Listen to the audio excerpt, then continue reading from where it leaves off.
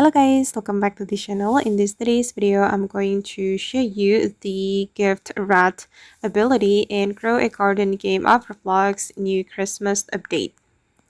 Okay, let's get into it guys. The Christmas update part 1 has been released in Grow a Garden and they have added new pets guys, and one of them is this gift rat, and I'm going to show you guys what this pet can do. But before it, I'm going to show you how you can get this pet. So you can go to the Christmas shop right here, and then you can buy the gift rat in the shop with 50 million shekels. And I'm going to place it on my garden. And let's see what this pet can do. Okay, every 7 minutes, it can convert an apple into a random gift cosmetic.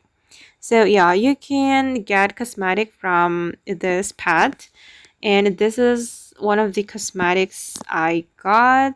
This one, this gift box or this present.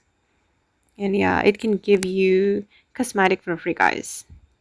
If you like to collect a lot of cosmetics in your garden, you can keep this pet. Okay guys, and that's all about the gift rat and Grow a Garden game of Roblox new Christmas update. I hope this video will be useful for you. Thank you so much for watching and bye.